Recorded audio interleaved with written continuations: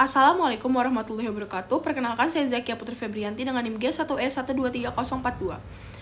Di sini saya ingin menjawab soal remedial pretest praktikum imunologi dan serologi dengan judul imunodifusi radial dan cross-matching rutin.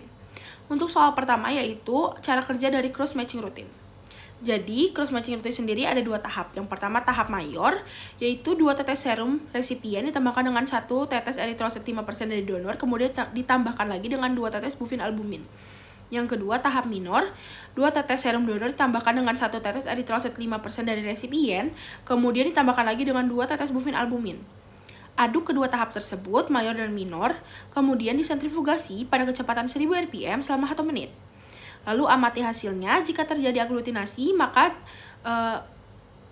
uji dihentikan dan darah tersebut tidak incompatible, maka darah tersebut incompatible untuk ditransfusi. Dan jika tidak, uji dilanjutkan. Selanjutnya inkubasi pada suhu 37 derajat Celcius selama 15 menit dan disentrifugasi lagi pada kecepatan 1000 rpm selama 1 menit. Selanjutnya amati hasilnya. Jika terjadi aglutinasi, maka darah tersebut incompatible untuk ditransfusi, dan jika tidak, dilanjutkan lagi ujinya. Selanjutnya, cuci dengan larutan NaCl fisiologis sebanyak 3 hingga 4 kali.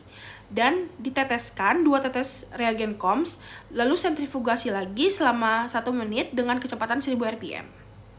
Yang terakhir, amati hasilnya. Jika terdapat aglutinasi, maka darah tersebut incompatible untuk ditransfusi, dan jika tidak, maka darah tersebut compatible untuk ditransfusi. Soal kedua yaitu fungsi dari cross-matching rutin. Fungsinya yaitu untuk mencegah terjadinya reaksi yang tidak diinginkan pada saat transfusi, baik reaksi yang dapat mengancam nyawa maupun reaksi ringan hingga sedang yang dapat mengganggu kenyamanan pasien. Yang ketiga, pada uji imunodifusi radial terdapat cincin.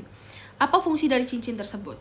Jadi, besar kecilnya cincin tersebut berfungsi untuk menjadi parameter untuk kadar antigen yang terdapat atau yang ada dalam serum. Yang keempat, apa itu imunodifusi dan apa itu imunodifusi radial?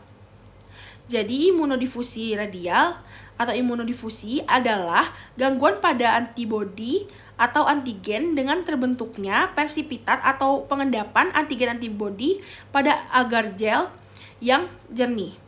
Jadi uji imunodifusi ini didasarkan pada kemampuan antigen dan antibodi membentuk endapan atau persipitat. Nah, yang terakhir, sebutkan 2 jenis cross-match. Jadi cross-match yang pertama itu ada cross-matching minor. Cross-matching mayor. Cross-matching mayor ini dilakukan dengan mencampurkan sel darah donor dengan serum resipien. Jika terdapat antibodi di dalam serum, maka akan terjadi kerusakan sel donor.